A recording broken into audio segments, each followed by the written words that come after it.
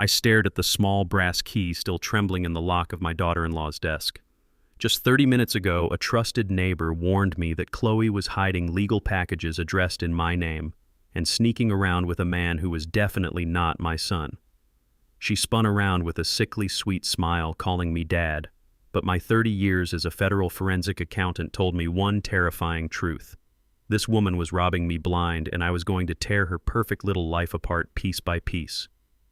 I am Leroy, 73 years old, and until recently I thought I could peacefully enjoy my retirement. As a former investigator for the IRS, I spent my life hunting down corporate frauds, embezzlers, and white-collar criminals. I can spot a liar from a mile away just by looking at a balance sheet. I thought I left that dark world behind to enjoy my golden years. Before I continue this story, let me know where you are watching from in the comments below. Hit like and subscribe if you have ever had to outsmart someone who thought you were just a clueless old man. It all started on a chilly Thursday evening. I was on my way to my son David's house for our usual weekly family dinner. I decided to stop by the local convenience store to pick up a decent bottle of red wine. I was wearing my usual faded flannel shirt and scuffed leather boots. When people look at me, they just see a tired old black man living on a fixed pension. That is exactly how I like it. In my line of work, you learn early on that projecting wealth only attracts vultures. True power lies in being entirely underestimated. I was standing in the wine aisle comparing vintage dates when a hand suddenly gripped my forearm. I turned and saw Mrs. Higgins. She lived 2 houses down from David and Khloe. She was an older woman, sharp as a tack, who knew everything happening in the neighborhood. Leroy, she whispered, her eyes darting around the store as if we were being followed. I need to tell you something, and you need to listen to me very closely. I put the wine bottle down and gave her my full attention. I could see the genuine concern etching lines into her face. "What is it, Martha?" I asked, keeping my voice calm. "Your daughter-in-law is hiding something," she said, her voice tight with a nervous energy. I raised an eyebrow. "Khloe. Hiding what exactly?" "Last Tuesday I was walking my dog past their driveway," Martha explained, leaning in closer. "I saw the mail carrier hand Khloe a thick, certified envelope. I have good eyes, Leroy. The name printed on that envelope was yours, not David's, not hers. Yours." My forensic accountant brain immediately clicked into gear, processing the variables. I receive all my mail at my own house across town. I never forward anything to David's address. Legal documents and certified mail require signatures. "Did she bring it inside the house?" I asked, keeping my tone completely neutral, masking the alarm bells ringing in my head. "No," Martha said, shaking her head vigorously. "That is the strange part." She looked around like she was terrified someone would catch her. Then she practically ran to her luxury SUV and shoved the envelope deep under the spare tire in the trunk. "But that is not even the worst of it, Leroy." I waited, letting the heavy silence draw the rest of the truth out of her. 10 minutes later, a car pulled up. Martha continued, her voice dropping to a harsh whisper. A sleek silver sports car. A white man got out. He was tall, wearing an expensive tailored suit. He was definitely not David. Khloe ran right up to him, hugged him, and they drove off together, leaving her car in the driveway. She left the house completely empty in the middle of the day. A certified package in my name, hidden in a trunk, and a secret daytime meeting with an unknown man. I did not gasp. I did not act shocked. Over 3 decades, hunting down tax evaders taught me that reacting emotionally only clouds your judgment and tips off your target. I simply patted Martha on the shoulder. "Thank you for looking out for me, Martha. Let us keep this conversation strictly between us for now." I paid for my wine and walked out to my old pickup truck. As I gripped the steering wheel, my mind started running the numbers and connecting the dots. Criminals always leave a paper trail. Always. If a certified document bearing my name was delivered to their address, it meant someone had officially redirected my mail or intercepted a highly sensitive legal or financial document. David is a good man. I raised him by myself after his mother passed away, to be honest, hardworking and fiercely loyal. He is a senior manager at a regional logistics firm, bringing in a very solid income. But lately he had been looking completely exhausted. He had dark circles under his eyes, he was losing weight, and he always seemed stressed out of his mind. He claimed it was just intense pressure from upper management. I was beginning to suspect the pressure was coming from inside his own home. Khloe, on the other hand, was an entirely different story. She played the role of the perfect supportive wife to the letter. She smiled too much, she complimented me too often, and she always complained to David about how tight money was while walking around wearing designer shoes and carrying bags that cost thousands of dollars. I never trusted her. Her eyes were always calculating, always assessing what she could extract from any given situation. I pulled into their quiet suburban driveway. The silver sports car Martha mentioned was nowhere to be seen. Just David's practical sedan and Khloe's massive luxury SUV. I grabbed the wine and walked up the front steps. I did not bother knocking. I still had the spare key David gave me years ago for emergencies. I unlocked the front door, silently pushing it open without making a sound, and stepped into the hallway. The house was quiet. It was far too quiet for a household expecting a dinner guest in 15 minutes. I walked softly toward the living room. The floorboards in this modern house creak near the main staircase, so I deliberately kept my weight on the thick edges of the hallway runner. As I approached the home office, I heard the frantic, aggressive rustling of heavy paper. I stopped and peeked around the corner. Khloe was standing by the heavy mahogany desk. She was frantically shoving a thick stack of manila folders into the bottom drawer. Her hands were physically shaking. She slammed the heavy drawer shut and shoved a small brass key into the lock, turning it with a sharp, definitive click. I stepped fully into the doorway, letting my heavy boots thud loudly against the hardwood floor. Khloe gasped loudly. She spun around, her hand flying to her chest in absolute panic. Her face drained of all color, turning stark white, but within a fraction of a second she plastered on that sickeningly sweet artificial smile. "Dad," she chirped, her voice trembling and pitching an octave too high. "You startled me. I did not hear you come in at all. David is just upstairs changing out of his work clothes." I looked at her.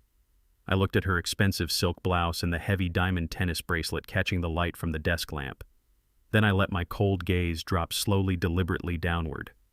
I stared directly at the small brass key. She was in such a state of sheer panic that she had forgotten to take it out of the lock. "Just doing some organizing?" I asked, my voice a low, steady rumble. "Yes," she laughed nervously, stepping quickly to the side as if her petite body could somehow block my view of the locked drawer. "Just filing away some old, boring tax returns and household bills. You know how messy David can get with his paperwork. We are so happy you are here for dinner. Please let me take your coat."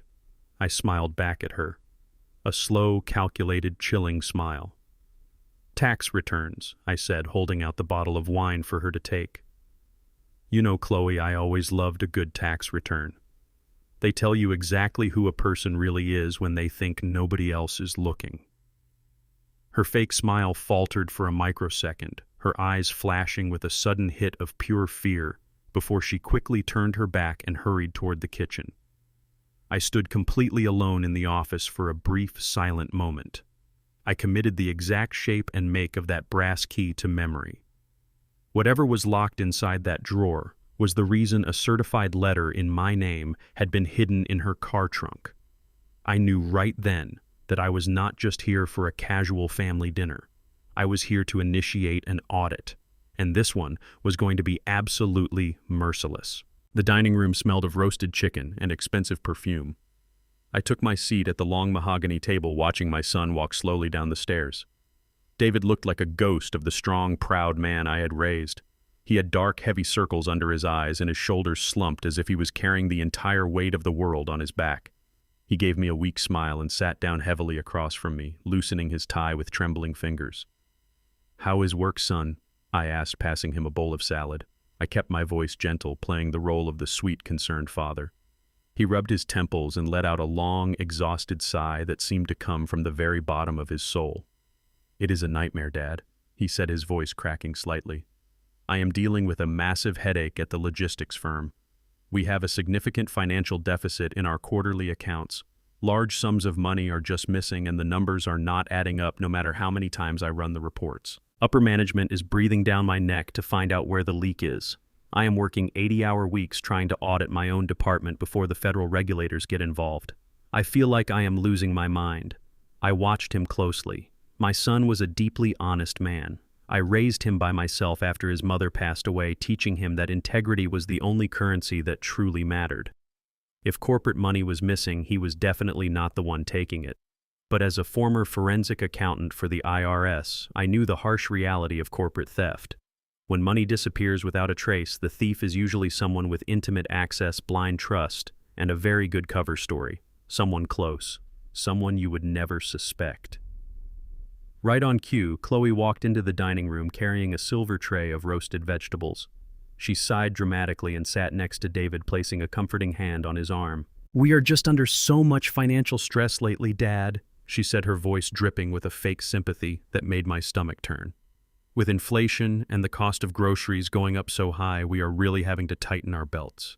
It is getting so hard just to make the monthly mortgage payments on this big house. I might have to start cutting back on everything just to keep us afloat." I looked at her. I listened to her complain bitterly about the price of basic groceries and the burden of their mortgage. Then I let my eyes drift down to the hand she had resting so lovingly on my son's arm. Wrapped around her wrist, gleaming brilliantly under the warm light of the dining room chandelier, was a brand new solid gold Cartier watch, a Cartier Ballon Bleu to be exact, studded with a halo of flawless diamonds. During my 30 years hunting down white-collar criminals, tax evaders, and corporate embezzlers, I had seized enough luxury assets to know the exact market price of that specific timepiece. It was worth at least $15,000. She was sitting there wearing a down payment for a house on her wrist, while looking me dead in the eye and telling me they could barely afford to eat. The absolute audacity of this woman made my blood boil.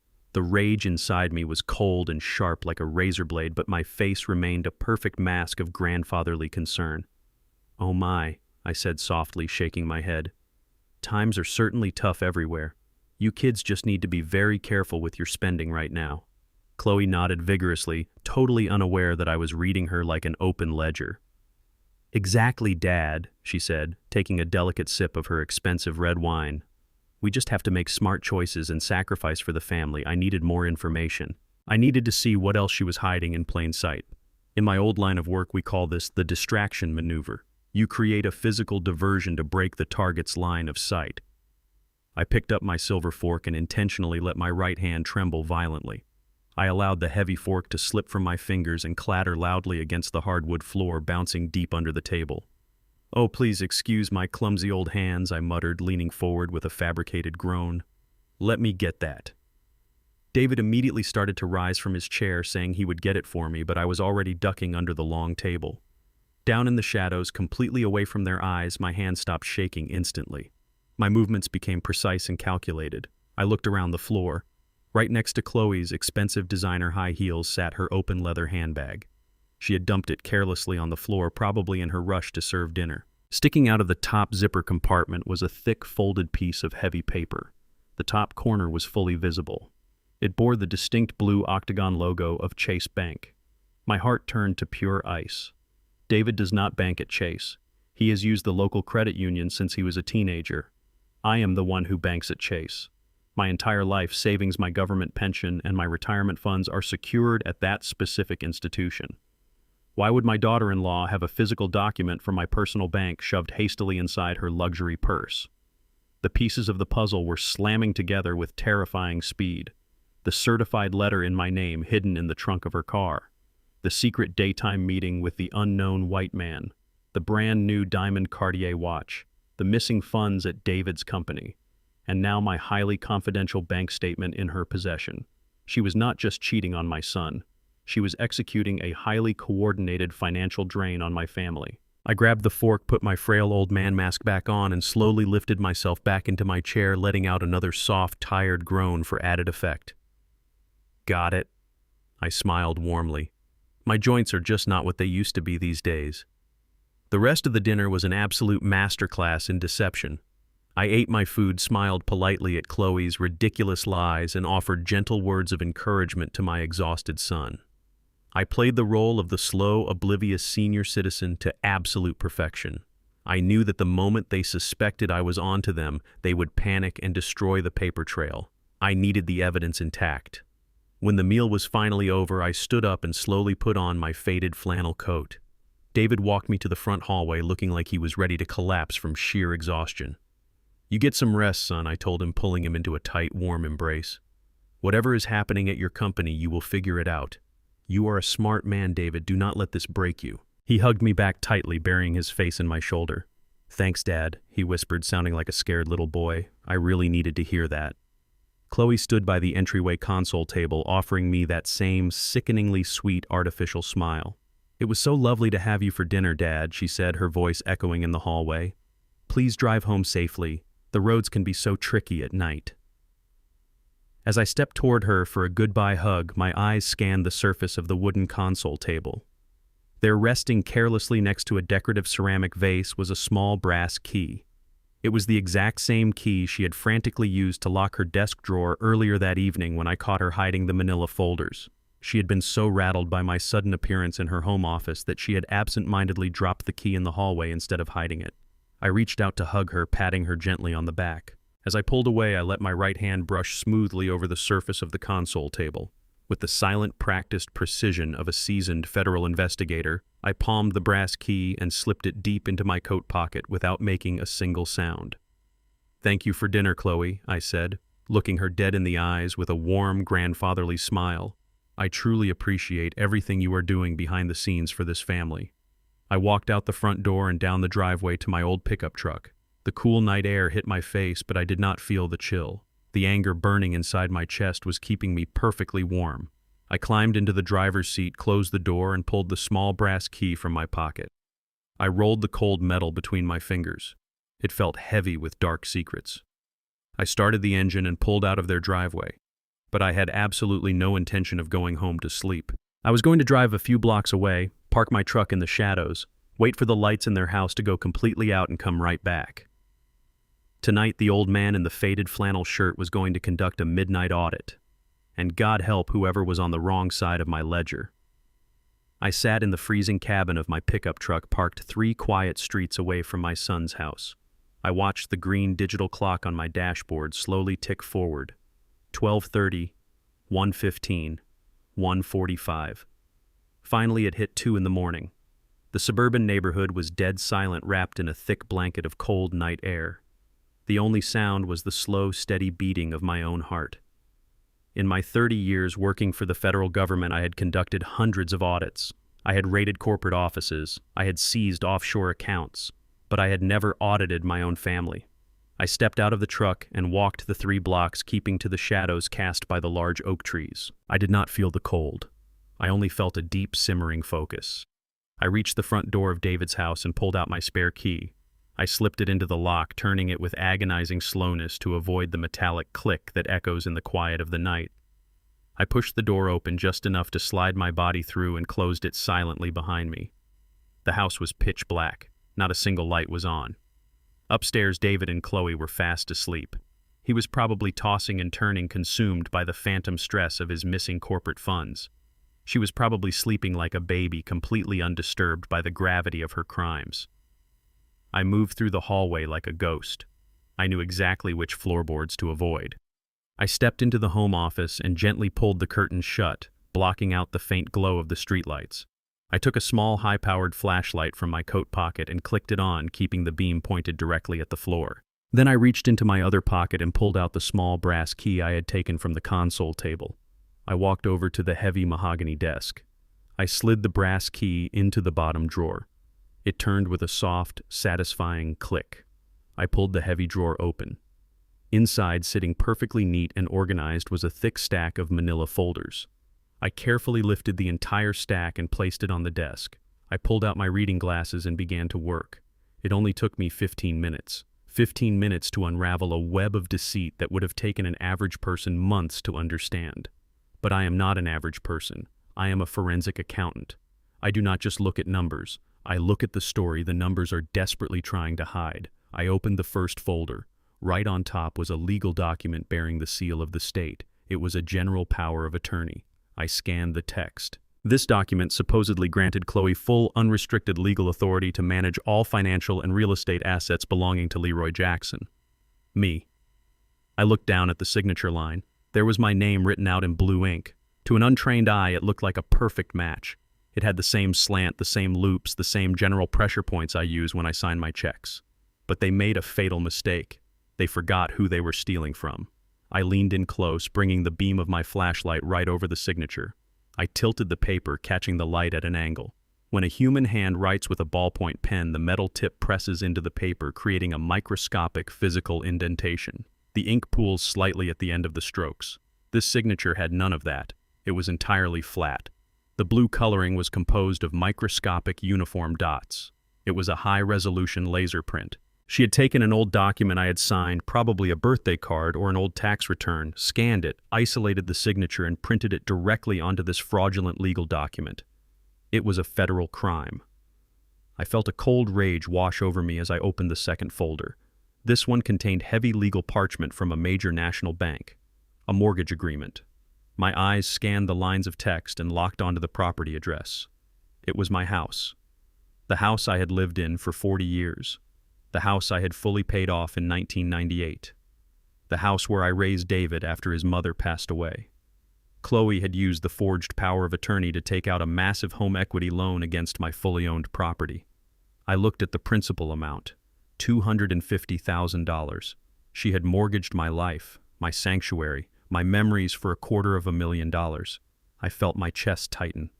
This was why she was hiding the certified mail. The bank was sending the final approval notices and the closing documents directly to me, but she had intercepted them using the forged power of attorney to redirect the mail to her address. She had literally stolen the roof over my head without me ever suspecting a single thing. But the golden rule of forensic accounting is that you always follow the money. $250,000 does not just vanish into thin air, it has to land somewhere. I opened the third and final folder. It was a stack of bank wire transfer receipts. I scanned the routing numbers expecting to see the funds deposited into David's joint checking account. If she was truly stealing this money to save my son from his supposed corporate debt, the money would be staged there ready to be deployed to save his career. But the money was not there. It was nowhere near David's accounts.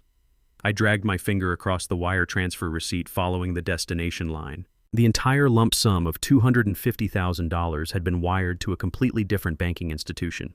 It was deposited into a commercial checking account registered to a limited liability company. I read the name printed in bold black letters. Sunrise Ventures. Sunrise Ventures. I had never heard that name in my entire life. David had never mentioned any business by that name. It was a shell company, a financial ghost town set up for the sole purpose of washing dirty money. My mind raced through 1,000 different scenarios. If Khloe was stealing my house to pay off David's missing corporate funds, why route it to a blind shell company? It made absolutely no logical sense unless David was never the intended recipient of this money at all. I took my phone from my pocket and carefully photographed every single page of the documents. Every signature, every routing number, every bank seal. I made sure the flash was off, capturing the evidence in the sharp beam of my small flashlight. Once I had a complete digital copy of her entire fraudulent empire, I meticulously placed the papers back into the manila folders exactly the way I had found them. I returned the folders to the bottom drawer, closed it, and used the small brass key to lock it tight. I wiped down the desk, the drawer handle, and the doorknob, making sure I left absolutely no trace of my midnight audit. I slipped the brass key back into my pocket and crept out of the office.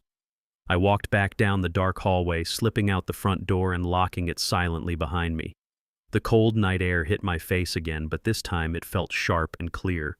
I walked back to my truck in the shadows, my mind completely consumed by one single burning question.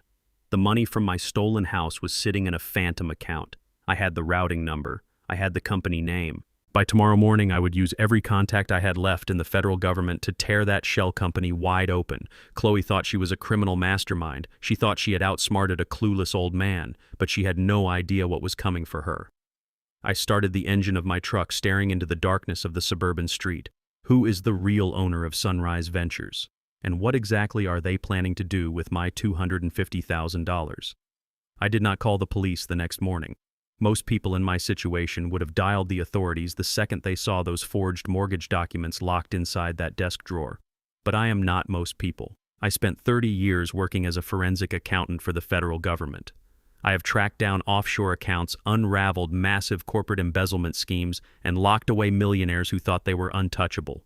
I know exactly how financial criminals think. They are arrogant and they always believe they are the smartest person in the room. If I called the police right now, it would be messy and premature. Khloe would just play the victim. She would cry real tears and tell the detectives that she forged the documents in a moment of panic to save David from his corporate debt. She would claim it was a misguided act of love. She might get a slap on the wrist, and David in his exhausted state might actually forgive her. I could not let that happen. You do not just step on a poisonous snake. You cut its head off entirely. And to do that, I needed to know exactly who was sitting at the other end of that stolen money. I poured myself a heavy cup of black coffee and sat down at my kitchen table, opening my encrypted laptop. I needed a favor from a man who still had his hands deep inside the federal databases. I dialed a number I had not called in 3 years. It belonged to an old colleague named Gordon. Gordon and I used to tear apart complex money laundering rings together back in the late 90s. He was still contracting for federal agencies and had security clearances that could pierce through any corporate veil in the country. When he answered, I did not waste any time with pleasantries. I told him I needed a massive favor. I read him the routing numbers I had photographed from Khloe's desk and gave him the target name, Sunrise Ventures. I told him I needed the registered owner, the incorporation documents, and the physical address of the business. Gordon knew better than to ask why an old retired accountant was running background checks at 8 in the morning. He simply told me to give him an hour and hung up. I spent that hour pacing my living room and watching the neighborhood wake up outside my window. My mind kept drifting back to David. I thought about how pale and exhausted he looked at the dinner table. My son was working 80-hour weeks trying to figure out why his logistics company was bleeding money. He was terrified of federal regulators and corporate audits. My son was drowning in stress while the woman holding his hand at the dinner table was the one holding his head underwater. I was starting to realize that the missing money at David's company and the stolen money from my house were part of the same massive bleeding wound. My phone buzzed loudly on the wooden table. It was Gordon. I put the call on speaker and leaned forward. His voice was grim and professional. He told me that Sunrise Ventures was a newly formed limited liability company registered just 3 months ago in the state registry. It had no real business footprint, no employees, and no commercial activity. It was a classic shell company designed strictly to hold and wash large sums of cash. Then Gordon gave me the name of the sole managing director, Trent. Gordon pulled up the driver's license photo from the registry and sent it directly to my phone. I stared at the bright screen. Trent was a tall white man in his late 30s with perfectly styled blonde hair, a sharp jawline, and a smug, arrogant smirk. He perfectly matched the exact description of the man my neighbor Martha had seen picking up Khloe in the silver sports car. But the real blow came next. Gordon read the registered business address for Sunrise Ventures out loud, and my blood ran absolutely cold. He recited a unit number in a luxury suburban condominium complex just 20 minutes outside the city limits. The air left my lungs. I did not just know that address. I owned that address. 10 years ago, I bought that specific condo as a quiet real estate investment using my retirement savings. I paid for it in pure cash. 3 years ago, when Khloe complained about feeling unfulfilled and wanting to start a career in property management, I made a generous mistake. I gave her the keys to that condo. I told her she could manage the rental agreements, handle the tenant maintenance, and keep a healthy percentage of the profits for her trouble. It was my way of helping her build a career. For 3 years, she sent me monthly spreadsheets showing modest rental income from a supposed traveling executive. It was all a disgusting lie. She was not renting my condo to a traveling executive. She had moved her white lover right into my property. She was letting Trent live in my luxury condo completely rent-free. They were using my property as the physical headquarters for their fake shell company. She was hiding him there, sleeping with him there, and funding their entire illicit affair using the money they were stealing from my house and from my son's company. The sheer audacity of it made me physically sick to my stomach. She was laying in a bed that I bought with 30 years of my own hard-earned money, laughing at my son while he worked himself into an early grave. The level of disrespect was so profound it almost left me breathless. She looked at my faded flannel shirt and my old boots and saw nothing but a blind, naive old man whose pockets she could pick at her leisure. She thought I was a pathetic fool who would just roll over and die so she could run off to the islands with her lover. But she was about to learn the hardest lesson of her miserable life. You never try to audit an auditor. I thanked Gordon for the information and ended the call. I sat back in my chair, my mind racing with strategies and legal traps. I needed to build a cage so tight that neither Khloe nor Trent could ever escape from it. I was going to use every legal loophole and financial trigger I knew to completely vaporize their stolen wealth. But before I could even write down the first step of my strategy, my laptop chimed with a high-priority notification. It was a secure automated email from Chase Bank.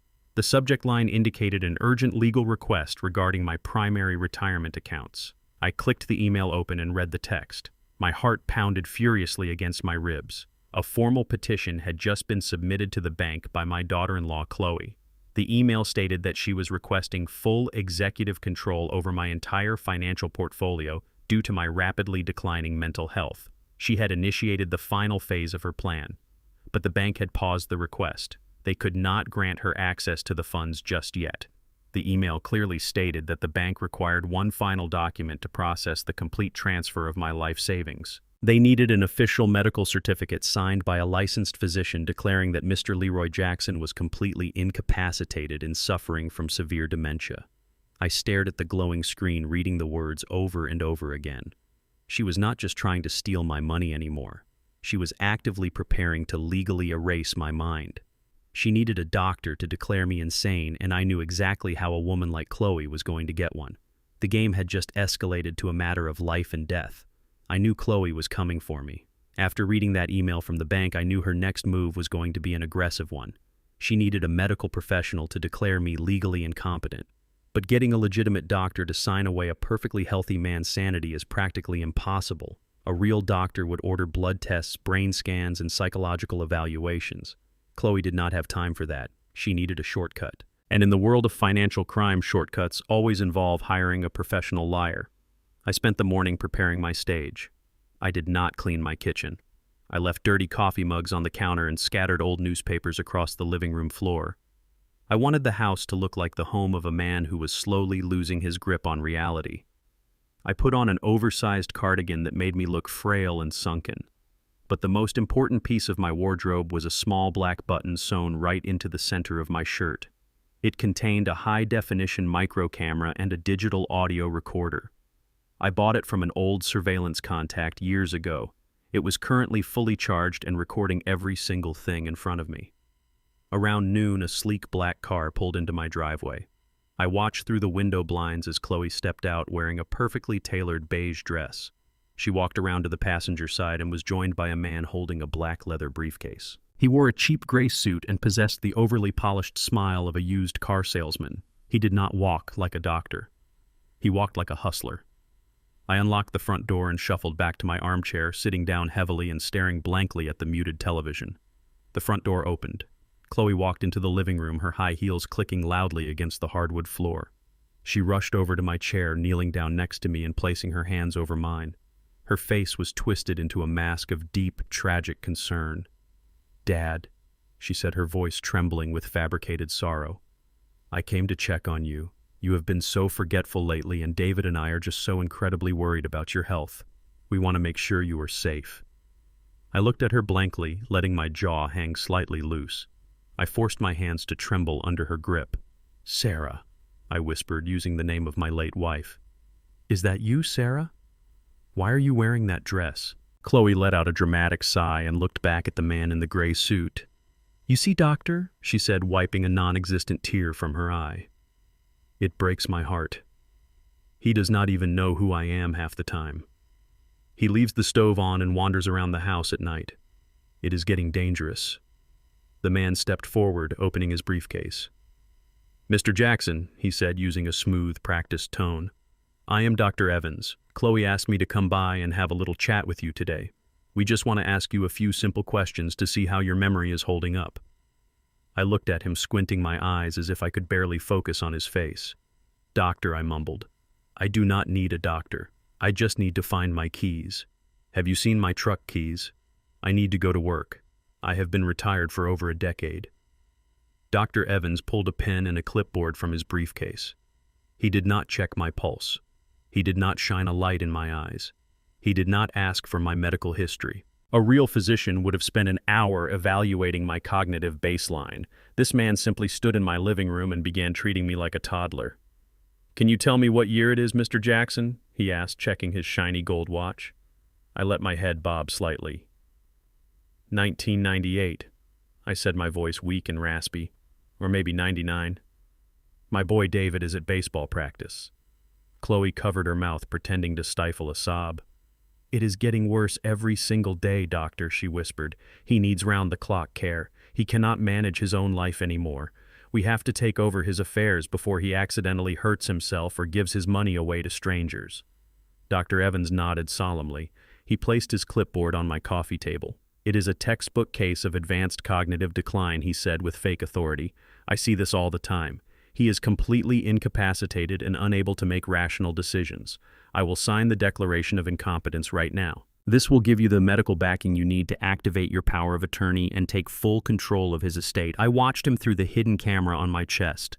I made sure my body was angled perfectly so the lens captured his face, his hands, and the exact document he was signing. He scribbled his signature across the bottom of the federal medical form and handed it to Khloe. "Thank you, doctor," she breathed, clutching the paper to her chest as if it were a holy relic. "You have no idea how much peace of mind this brings to our family." She reached into her designer purse and pulled out a thick white envelope, handing it to the fake doctor. He slipped it into his jacket pocket without counting it. A cash payoff for a fraudulent medical diagnosis. They had just committed multiple federal felonies right in my living room, and I had the entire transaction captured in crisp, high-definition video and audio. I let my head droop down, pretending to fall asleep in my armchair. My hands were shaking, but this time it was not an act. It was the physical manifestation of pure, unadulterated rage. I was sitting mere inches away from the woman who was actively trying to erase my existence. Khloe stood up. "Let us go," she whispered to the fake doctor. "He is asleep. I have everything I need to send to the bank." As she turned to walk toward the door, she placed her designer handbag on the edge of the sofa to put her coat on. In that split second, when her back was completely turned, I moved with the silent speed of a predator. I reached into my pocket and pulled out a tiny GPS tracking and audio listening device. It was no bigger than a quarter. I slipped my hand silently into the open top of her purse and dropped the bug deep into the lining. I leaned back into my chair and closed my eyes just as she turned around. "I will call you if we need anything else," Dr. Khloe said, her voice laced with victory. They walked out the front door and closed it behind them. The lock clicked shut. The moment I was alone, my frail posture vanished entirely. I sat up straight and reached for the encrypted laptop I had hidden under the sofa. I opened it and instantly connected to the audio bug inside Khloe's purse. I put my headphones on and listened intently. I heard the sound of her car door opening and closing. I heard the heavy engine of her luxury SUV rumble to life. Then I heard the electronic beep of her phone connecting to the car's Bluetooth system. She was making a call. "Hey, baby?" she said, her voice completely dropping the tragic daughter-in-law act. It was replaced by a smug, arrogant tone. I heard Trent's voice coming through the car speakers. "Did you get the signature from the actor?"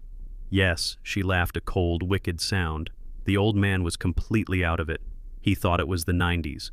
"Evan signed the paperwork and I am emailing it to the bank right now. The retirement funds are ours. The old man is completely done." My jaw clenched so tight my teeth ached.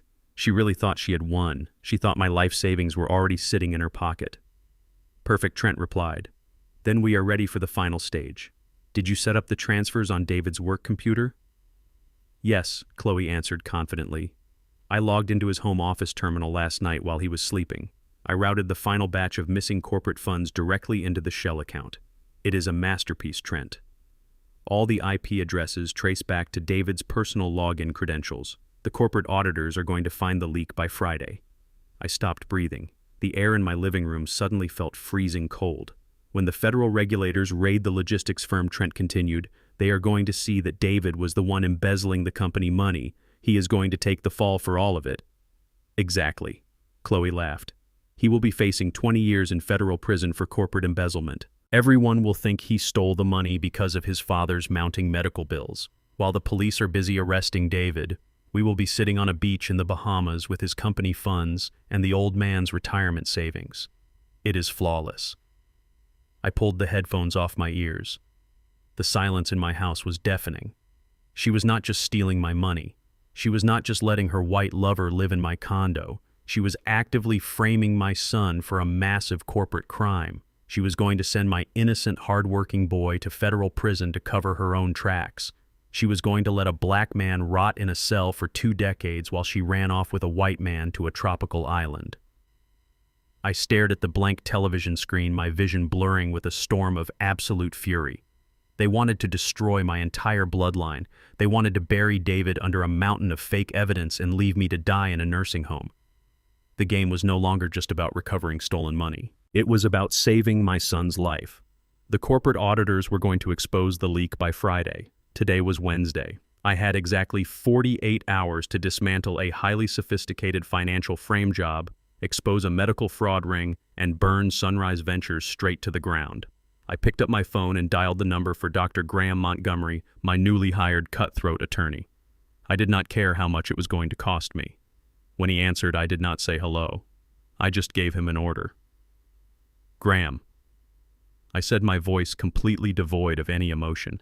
"We are moving to phase 2 right now. Gather the financial strike team. I am bringing down the hammer on Khloe and Trent, and I am going to make sure they do not even see the shadow falling over them." I did not wait for Graham to call me back. I grabbed the keys to my truck and walked out the door. The drive to my son's corporate logistics firm was a blur of gray concrete and cold, calculated anger. My hands gripped the steering wheel so tightly my knuckles physically ached. Stealing my retirement money was one thing. Plotting to lock me inside a nursing home and drug me out of my mind was another. But trying to frame my son was a line that nobody crosses and walks away from. Trying to send a hard-working, innocent black man to a federal penitentiary to cover up her own sickening crimes was an act of pure evil.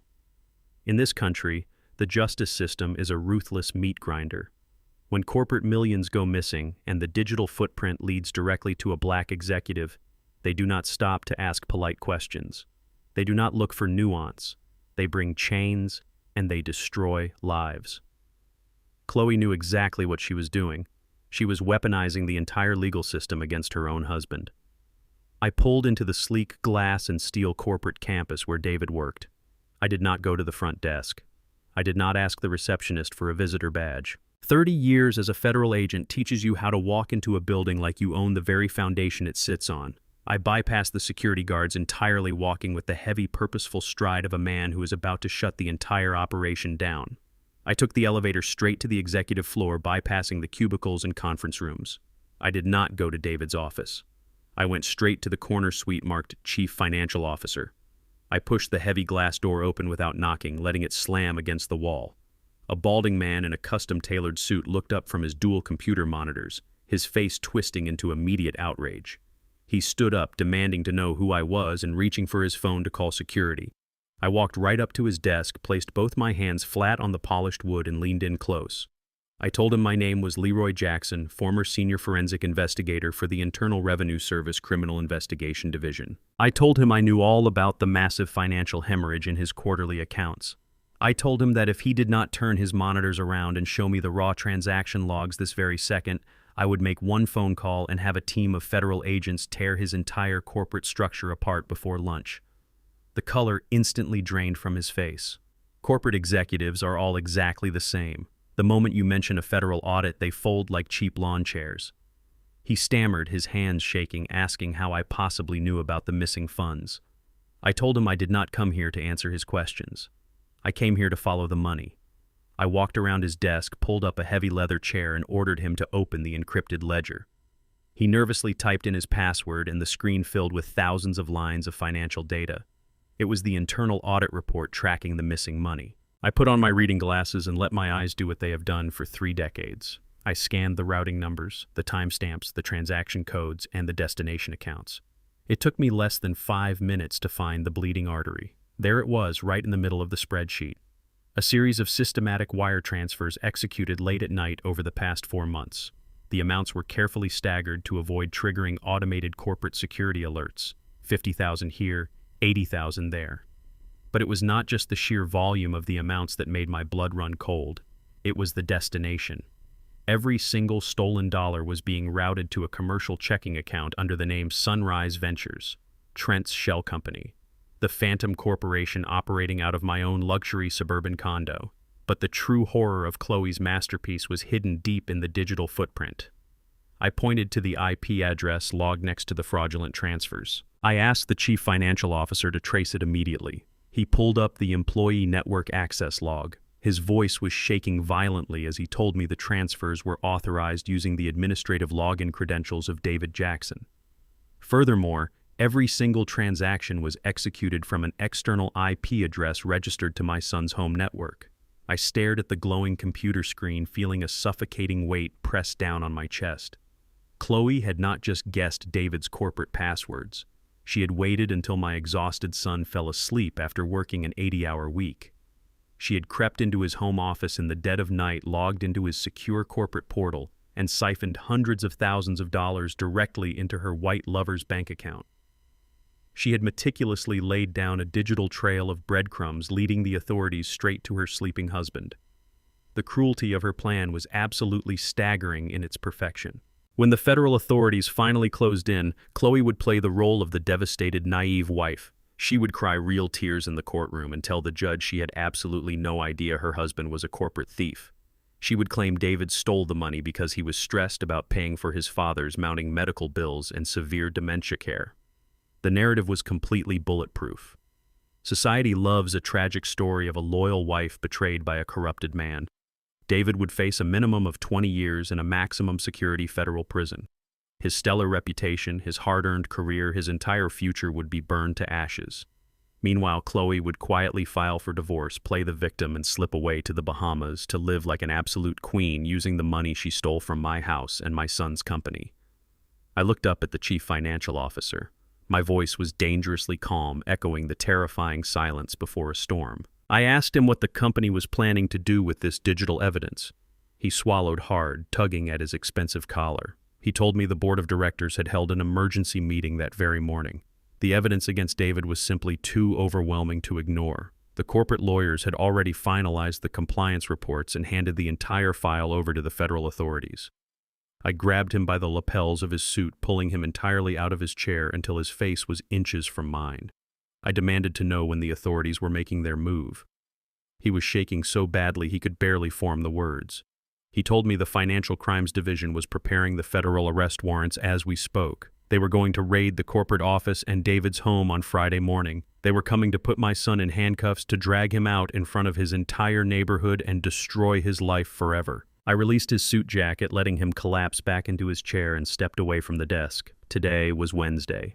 It was already past 1 in the afternoon. My only son had a massive federal target painted on his back by the woman who shared his bed, and the government was already marching toward his front door.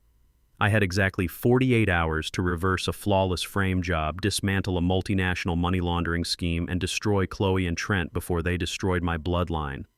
I walked out of that corner office without saying another word. The time for gathering evidence in the shadows was over. The game had just shifted from defense to offense, and I was going to wage an absolute war. I walked out of that corporate glass tower with the cold precision of a man who had just mapped out a battlefield. 48 hours. That was all the time I had before federal agents kicked down my son's door and dragged him away in chains for a crime his wife committed. I got back into my truck and locked the doors. My mind was racing, but it was a familiar rhythm. When you spend 30 years taking down organized crime syndicates and corrupt billionaires, you learn that you never walk into a federal raid alone. You need heavy artillery. You need someone who knows how the federal system operates from the inside out. I pulled out my secure phone and dialed a number I knew entirely by heart. It belonged to Marcus, an old friend and a retired Federal Bureau of Investigation special agent. Marcus and I used to run joint task forces back in the early 2000s. He knew how to track dirty money, and he knew how to build a cage that no criminal defense lawyer could ever break. Marcus answered on the second ring. I did not waste time with pleasantries. I told him I needed him at my dining room table in 20 minutes, and that my son was being framed for a multi-million-dollar corporate embezzlement by a white-collar amateur. Marcus did not ask any questions. He just told me to put on a pot of dark roast coffee and hung up the phone. Half an hour later, we were sitting in my kitchen with my encrypted laptop open between us. I walked him through every single piece of evidence I had gathered over the past 2 days. The forged power of attorney, the fake medical diagnosis from the actor they hired, the secret audio recordings, the shell company named Sunrise Ventures registered to my own luxury condo, and finally the digital breadcrumbs Khloe had planted on David's work computer to frame him for the missing corporate funds. Marcus leaned back in his chair, crossing his massive arms over his chest. He looked at the glowing screen tracking the pending wire transfers and let out a low whistle. "She is highly ambitious, Leroy. I will give her that," he said, his voice a gravelly rumble. "She is trying to wash $500,000 in a single week. The $250,000 from your stolen house equity and another $250,000 she siphoned from David's logistics firm. She is staging it all in that Sunrise Ventures account right now." My first instinct was to call the bank and freeze the domestic funds immediately to stop the bleeding. but Marcus shook his head, holding up a hand to stop me. "No, Leroy," he said, leaning forward and pointing at the screen. "You do not stop an arrogant enemy when they are in the middle of making a fatal mistake. If you freeze the domestic accounts right now, she gets spooked. She might find a way to destroy the digital evidence on David's computer before the federal raid on Friday. She might spin a story that she was hacked and play the victim. We do not just want to stop her. We want to completely bury her under federal charges." He was absolutely right. To guarantee a federal indictment for international wire fraud, we needed her to execute the final step of her plan. We needed her to voluntarily push that button and send the stolen $500,000 across international borders. We traced the outgoing routing protocols she had set up on her laptop. She was preparing to wire the entire $500,000 to an offshore account in the Bahamas by Thursday night. She and Trent were planning to hop on a plane right after the money cleared, leaving David to face the federal raid entirely alone on Friday morning. I pulled out my phone and called Graham, my cutthroat private attorney. I told him we were deliberately letting the money cross the border, but we were going to turn the destination account into a digital prison. Graham immediately understood the assignment. He contacted his international banking liaisons and filed a blind injunction known in the financial world as a freeze order. It is a highly classified legal maneuver used in ongoing federal investigations to trap escaping assets. We placed an invisible tripwire over Trent's offshore account in the Bahamas. The mechanics of it were beautifully devastating. The account would remain completely open and active on their end. It would gladly accept incoming wire transfers. But the absolute second the money landed, the entire balance would instantly lock down. They would be able to see the $500,000 sitting right there on their phone screens, but they would not be able to withdraw, transfer, or access a single cent. It was a digital roach motel. The stolen money checks in, but it never checks out. I signed the authorization papers electronically right there at my kitchen table. Marcus and I watched the screen, waiting for the trap to be fully armed by the international authorities. By mid-afternoon, Graham called back to confirm the freeze order was active and completely undetectable. Khloe and her white lover were going to send $500,000 straight into a federal vault, and they would not realize they were completely trapped until it was far too late. I closed my laptop, feeling a dark, heavy satisfaction settling deeply into my bones. The trap was set. Now we just had to wait for the rats to take the blind bait. But Khloe was not just planning to steal the money and run. She was a narcissist, and narcissists always need a grand finale to stroke their own massive egos. As Marcus was packing up his files to leave, my phone buzzed on the kitchen counter. It was a text message from Khloe. I opened it and read the words carefully. My blood turned to absolute ice in my veins. It was a digital invitation to a family anniversary dinner. She was hosting a private gathering at an upscale restaurant downtown on Thursday night, tomorrow night, the exact night before David was scheduled to be arrested by the federal authorities. The message was dripping with her usual fake, sickly sweetness. She wrote that she wanted to celebrate our family and make a very special announcement regarding my future care and well-being.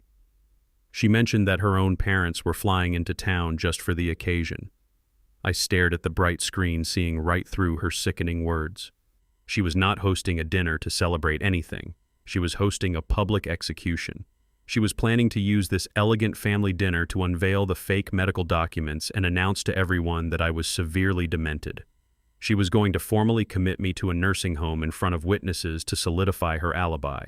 She wanted to lock me away in a medical prison on Thursday night so that when the authorities came for David on Friday morning, there would be no one left to defend him or pay for his legal representation. She wanted to completely eradicate the Jackson men in 48 hours and raise a glass of expensive champagne with her parents while she did it. Marcus looked over my shoulder and read the message. He let out a dark, humorless laugh. "She is really serving her own head on a silver platter," he said, shaking his head in disbelief. "What are you going to do, Leroy?" I looked at the invitation, reading the time and the address of the expensive downtown restaurant. I typed out a brief, polite reply confirming my attendance and hit send. I looked back at Marcus, my eyes cold and entirely focused. "I am going to put on a nice suit," I told him. "I am going to go to this lovely family dinner.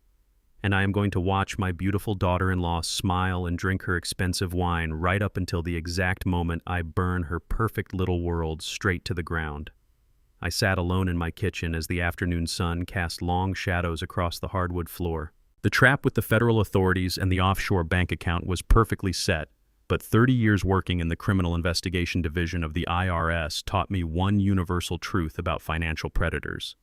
If you trap two rats in a cage, they will eventually turn on each other to survive.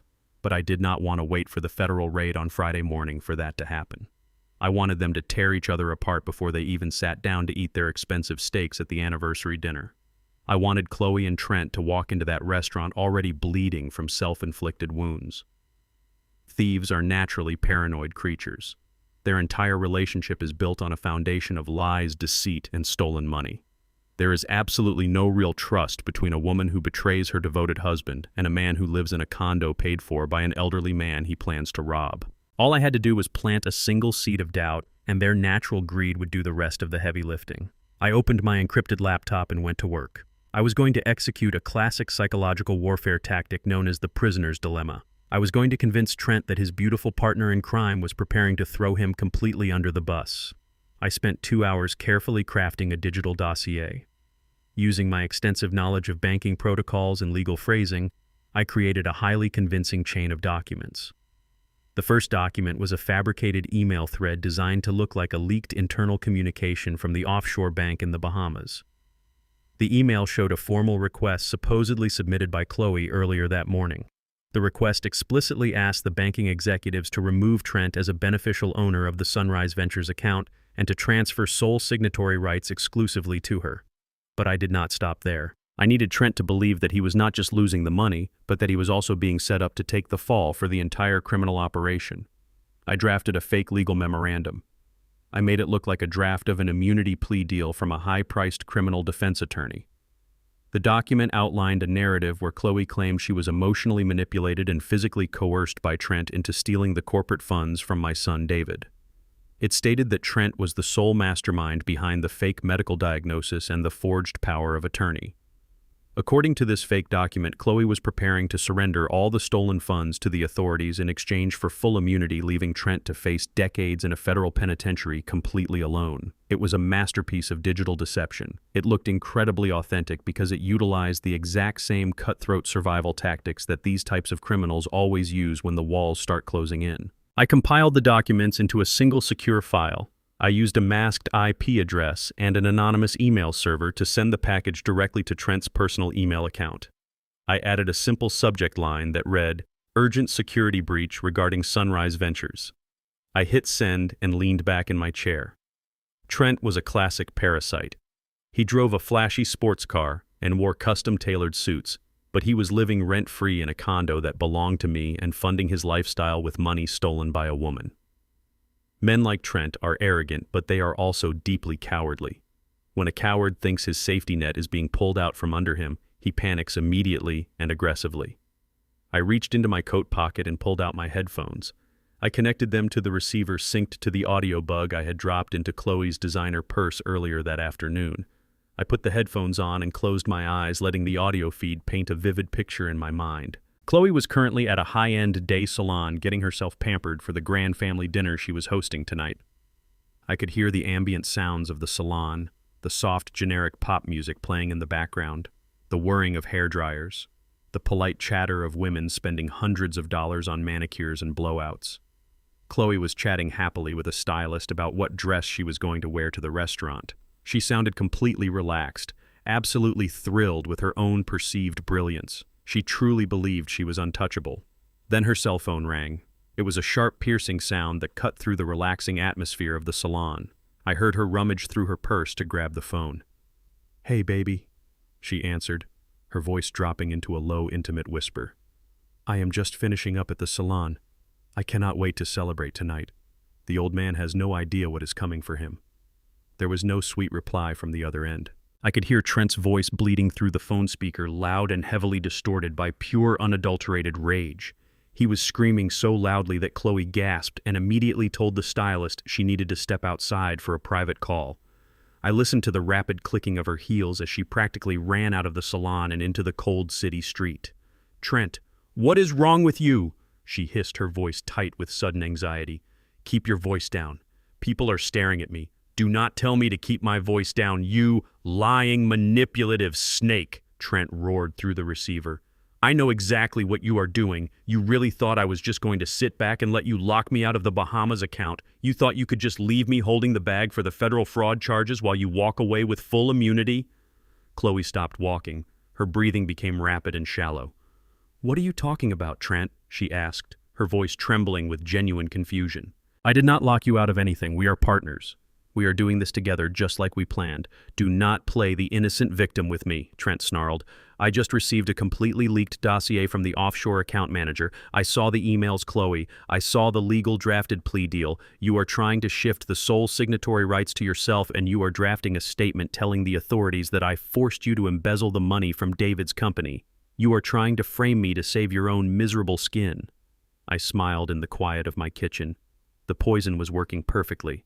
"Trent, you are insane," Khloe cried out, desperation clawing at her throat. "I never sent any emails to the bank. I never spoke to a defense attorney. Why would I do that? We have the money. We have the fake medical documents. The plan is working perfectly. Someone is messing with you. Someone is trying to set us up." Trent laughed, a bitter, harsh sound that echoed through the hidden microphone. "Your brain-dead husband. Your senile father-in-law who thinks it is 1998. No one else knows about Sunrise Ventures, Khloe. No one else knows about the offshore accounts. You are the only one with the login credentials to request a signatory change. You got greedy. You realized you did not need me anymore and you tried to cut me out." "Trent, I swear to you on my life I did not do this," Khloe pleaded. She was hyperventilating now, her carefully constructed composure completely shattering in the middle of the sidewalk. "You have to believe me. We are so close to the finish line. Do not do anything stupid and ruin this for us." "I am not the one ruining anything," Trent fired back, his voice dripping with venom. "You made a massive mistake, Khloe. You forgot that I have access to the exact same digital trails that you do. If I go down for corporate embezzlement, I am dragging you straight down to hell with me. I will hand the authorities every single text message, every single bank routing number, and every single fake document you procured." "Please, baby, just calm down," Khloe begged, tears clearly forming in her voice. "Let me come to the condo right now. Let me look at these documents. We can figure this out. Just stay there and do not call anyone." "I am not staying at the condo," Trent replied, his voice dropping to a dangerous, chilling frequency. "And we are not figuring this out in private. You are hosting a lovely family dinner tonight, right? A big celebration to lock away your father-in-law." Trent's words hit Khloe like a physical blow. I could hear her gasp, her breath catching sharply in her throat. "Trent, no," she whispered, terrified. "You cannot come to the restaurant. David will be there. My parents will be there. The old man will be there. It will ruin everything. You promised you would stay in the shadows until tomorrow morning. Plans change when people become traitors," Trent said coldly. "I am not waiting in the shadows like a fool while you finalize your little immunity deal. I want to see you face to face. I want to look you in the eyes when you try to explain these documents to me.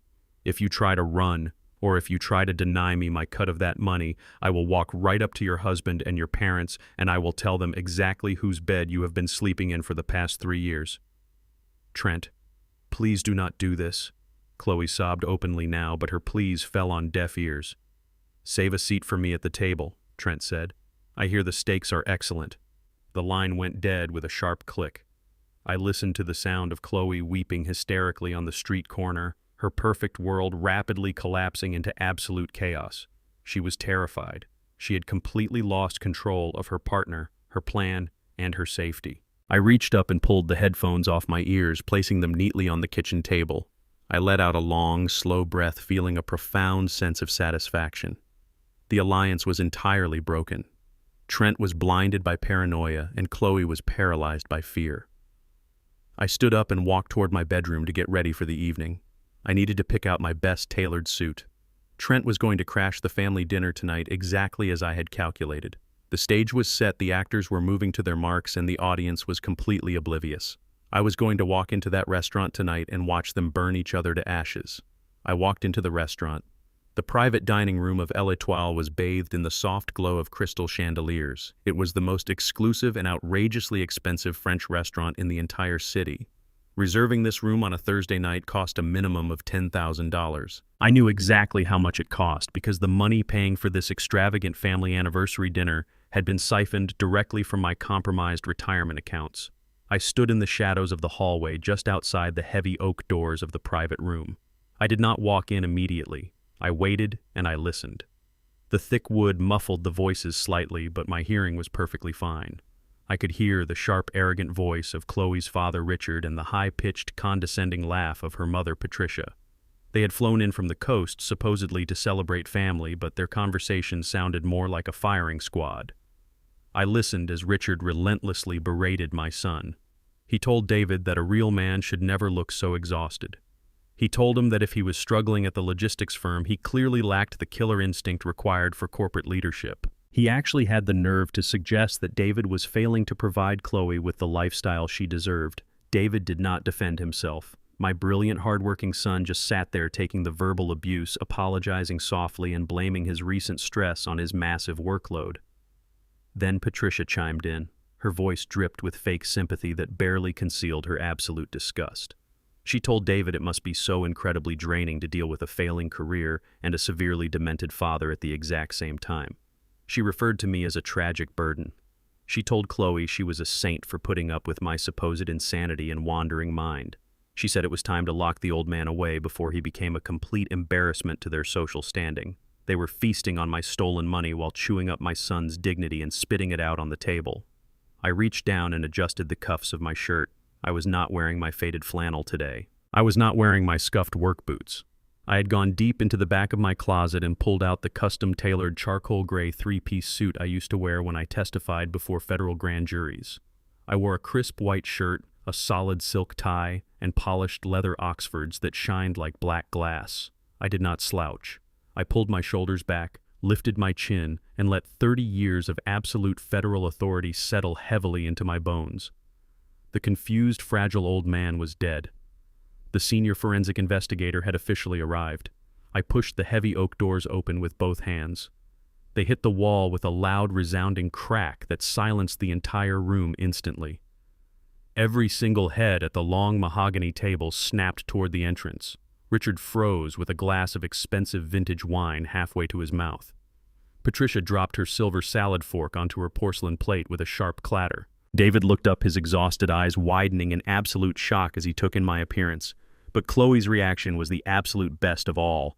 The smug, triumphant smile melted off her face so fast it looked like she had been physically slapped. All the color drained from her cheeks, leaving her looking like a terrified ghost in a designer dress. She was staring at a man she fully believed was suffering from severe dementia, but the man standing in the doorway looked like he was about to initiate a hostile corporate takeover. "Good evening, family," I said, my voice a deep, booming rumble that commanded absolute attention. "I apologize for my slight delay. I was busy reviewing some highly complex financial portfolios." I walked into the room with heavy, deliberate strides. I did not shuffle. I did not look confused. I walked straight to the head of the table, pulled out the heavy velvet chair, and sat down with perfect posture. The silence in the room was so thick it felt like you could choke on it. "Dad," David stammered, leaning forward in his chair. You look incredible. You look like you did 10 years ago." "Thank you, son," I replied, looking him dead in the eyes. "A man should always dress his absolute best when he is preparing to settle his accounts." Richard cleared his throat, puffing out his chest, trying to regain the arrogant authority he had just been projecting. "Well, Leroy," he said, using a slow, patronizing tone as if he were speaking to a toddler. "We are certainly surprised to see you looking so sharp. Khloe told us you have been having some very bad days lately. She said your mind wanders and you forget what decade you are living in." I turned my head slowly and locked my eyes directly onto Richard. My gaze was so cold and penetrating that he visibly flinched and shifted his weight in his chair. "My mind is perfectly fine, Richard," I said, speaking with crisp, terrifying articulation. "In fact, my memory is completely flawless. I remember exact dates. I remember specific bank routing numbers. I even remember the precise locations of certain offshore shell companies. It is truly amazing what a man can recall when he actually pays attention to the details." Khloe let out a sudden sharp gasp. Her hand flew to her throat and she knocked over her crystal water glass. The water spilled across the pristine white tablecloth, soaking into the fabric like a dark spreading stain. "Oh, look at that, Khloe," I said, giving her a chilling smile. "You are making an absolute mess. You should really be more careful with your surroundings." Patricia nervously patted her perfectly styled hair, looking frantically between me and her daughter. Well, she laughed a high, nervous sound. "It is wonderful that you are having a lucid moment, Leroy. Dementia is such a tricky, tragic disease. One minute you are perfectly fine, and the next minute you are completely lost. I leaned forward, resting my elbows on the table and steepling my fingers. "I am not lost, Patricia," I said, my voice dropping to a dangerous whisper. "I know exactly where I am. I am sitting in a $10,000 room eating imported food that is being paid for by a massive ongoing financial fraud. I know exactly who is sitting at this table, and I know exactly what everyone in this room has done." David looked at me in total confusion. "Dad, what are you talking about? What financial fraud?" Khloe jumped up from her chair so fast it tipped backward and crashed onto the floor. Her chest was heaving and her eyes were wide with pure, unadulterated panic.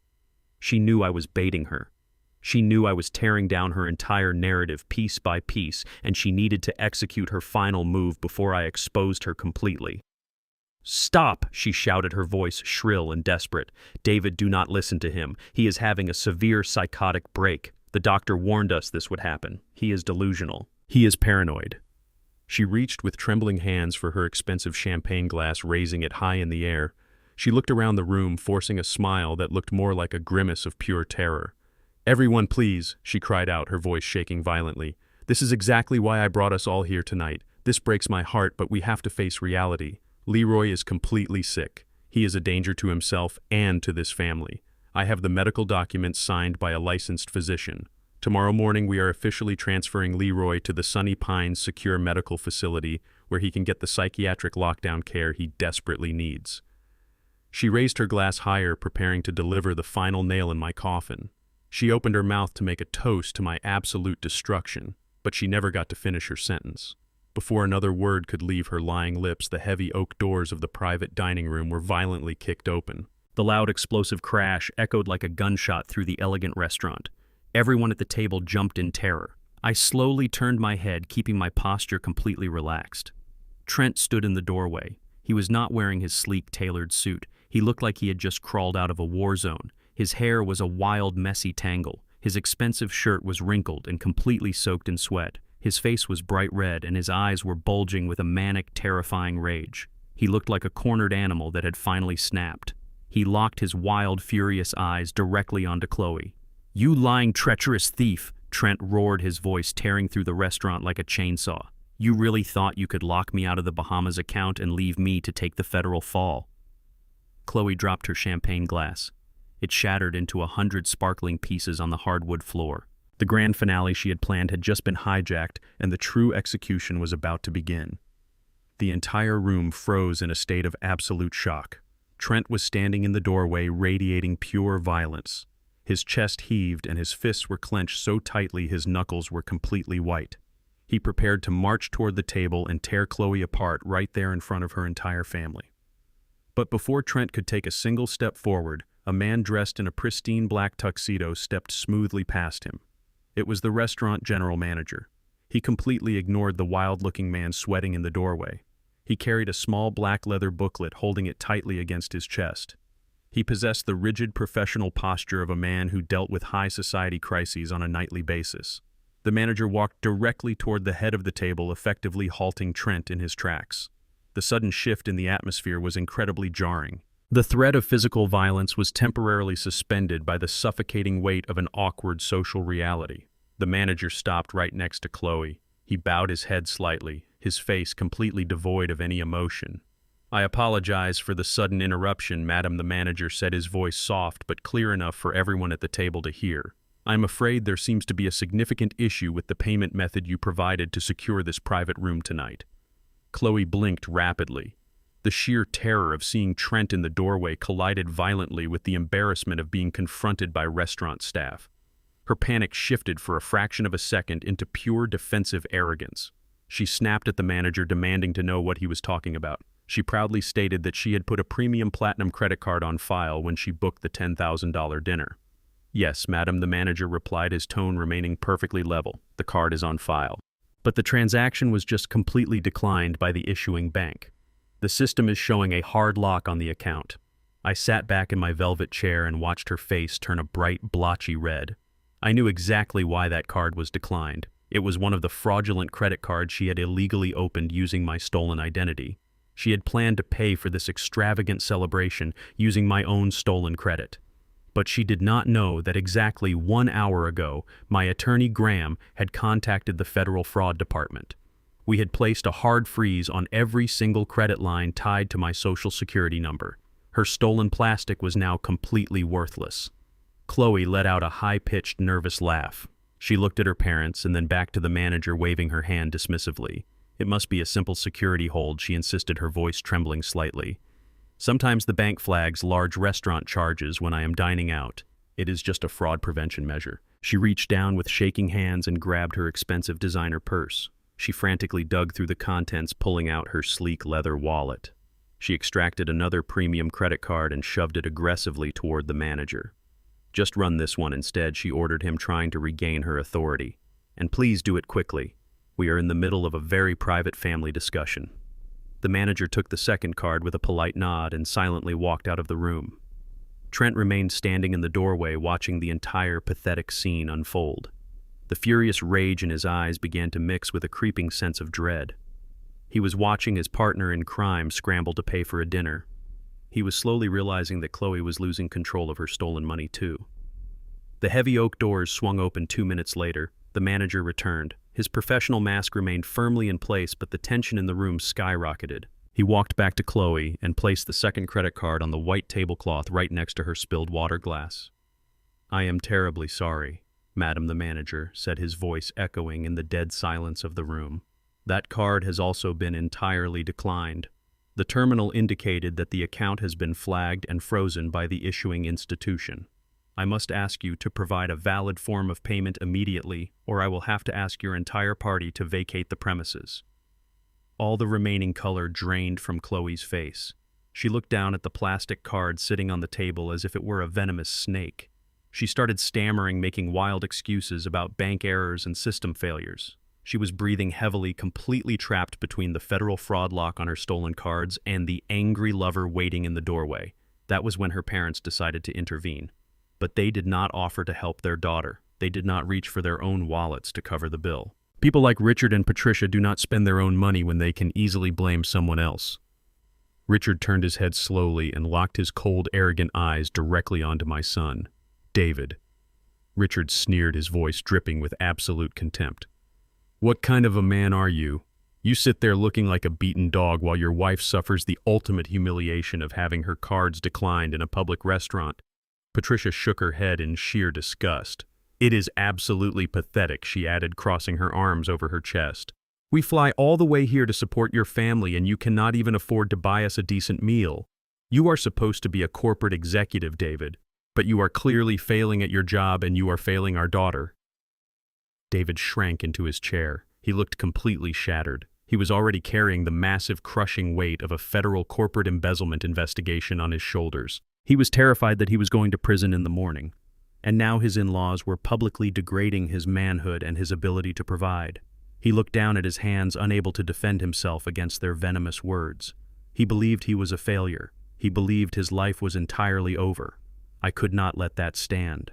I had let them insult me. I had let them steal from me. But nobody gets to break my son's spirit right in front of my face.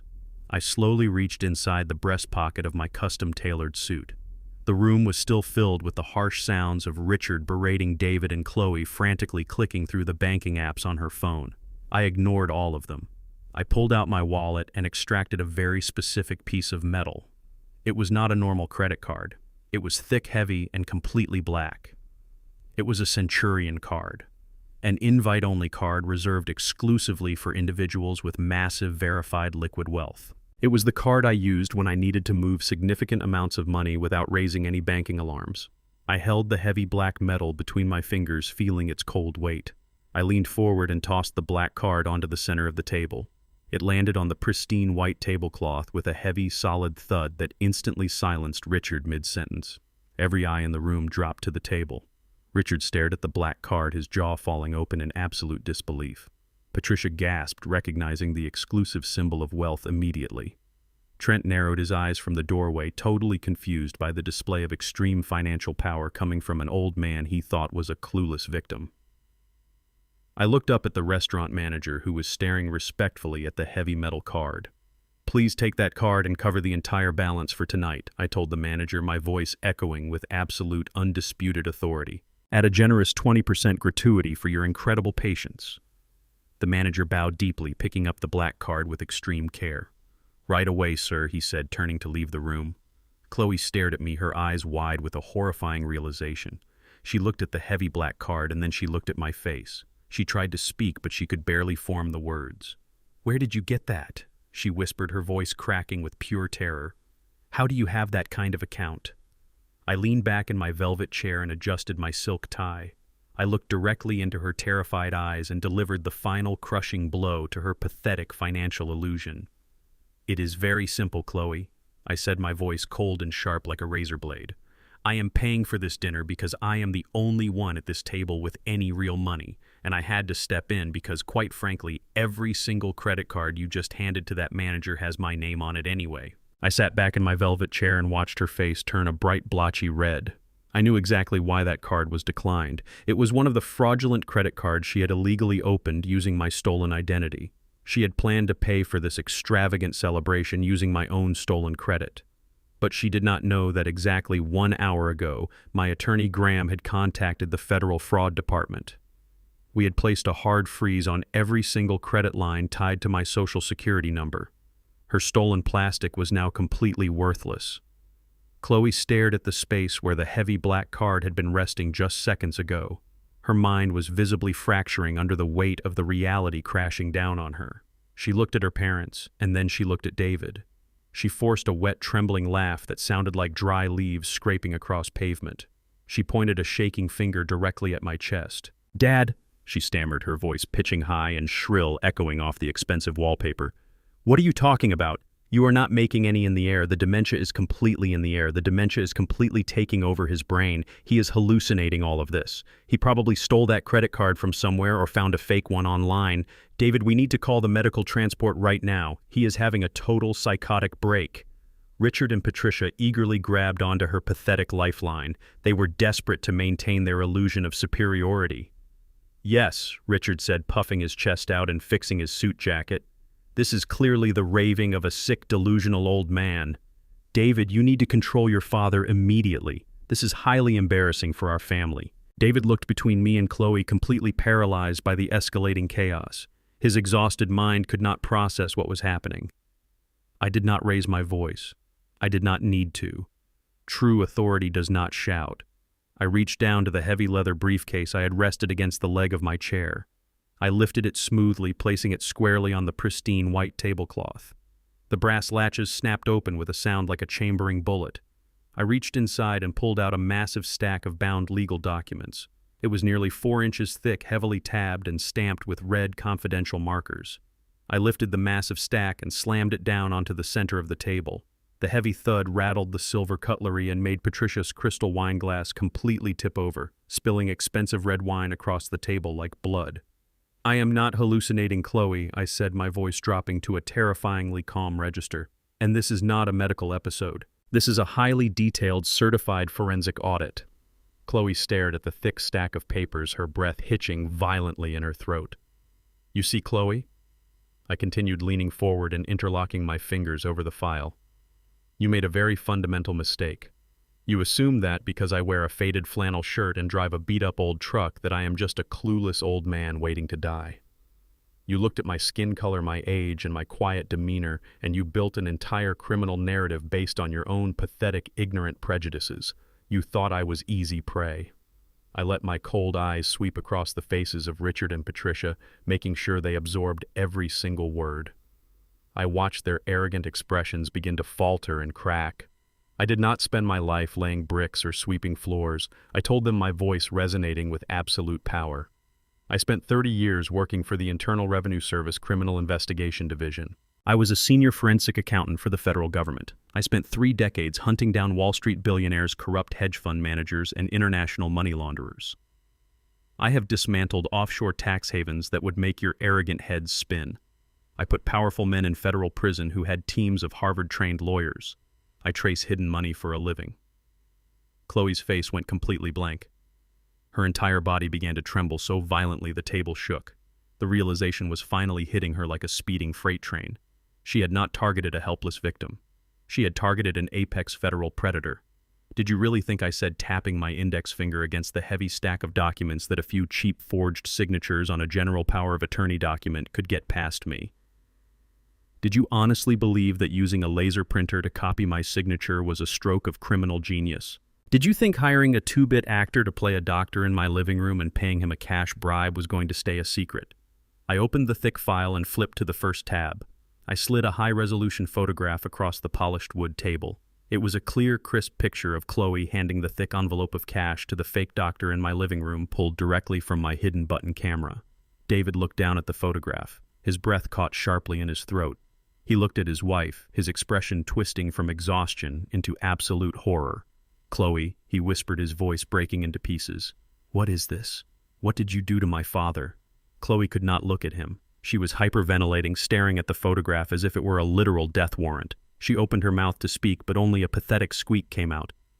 "But that is just amateur hour, Khloe," I continued, my voice relentless and entirely cold. "The real comedy of your little operation is your financial routing strategy.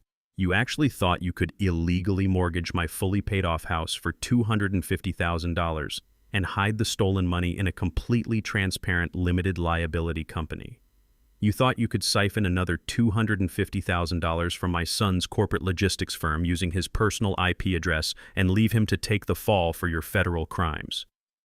David let out a choked gasp, grabbing the edge of the table to keep from collapsing. He finally understood why his company was bleeding money and why the digital trail was pointing directly at him. The woman he loved was actively setting him up for 20 years in a federal penitentiary. I leaned back in my chair and prepared to deliver the absolute killing blow to her entire pathetic empire. "You thought you could wash $500,000 through a fake corporation called Sunrise Ventures," I said, my voice echoing through the silent room. "And you were arrogant enough to register that shell company to a luxury suburban condo that I personally own and trusted you to manage." The name echoed heavily in the dead silence of the private dining room. Sunrise Ventures. I did not even have to look at the doorway to know exactly what was about to happen next. I had perfectly timed this entire confrontation. Trent, who had been standing frozen in the entrance watching the entire catastrophic scene unfold, suddenly snapped. The moment the name of his secret offshore shell company left my lips, his face twisted into a mask of pure homicidal fury. His entire body went rigid. He realized in a fraction of a second that the anonymous leaked documents he received earlier today were absolutely real. He realized that the entire criminal operation was entirely blown, and that Khloe had led him straight into a federal trap.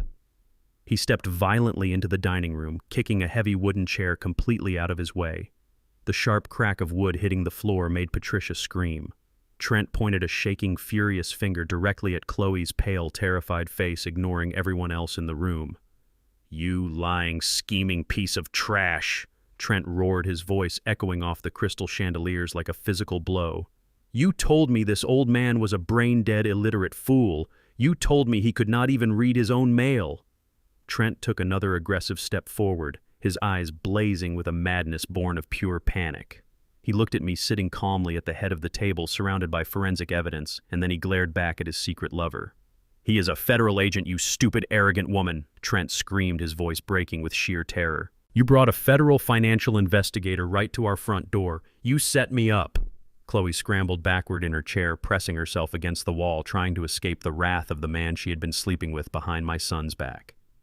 The pristine family dinner had officially collapsed into a chaotic nightmare of betrayal and crime, and I sat there watching the entire beautiful disaster unfold exactly as I had planned. Trent was still standing over the table, breathing heavily like a cornered animal. Khloe was pressing herself into the expensive restaurant wallpaper, desperately trying to melt into the architecture and disappear. David was looking frantically between his wife and the unkempt man in the doorway, his exhausted mind finally connecting the horrific dots of his broken marriage. I did not let the chaotic silence reign for more than a few seconds. I reached into the inside pocket of my tailored suit jacket and pulled out a small black digital audio recorder. I placed it gently on the pristine white tablecloth right next to the massive stack of forensic evidence.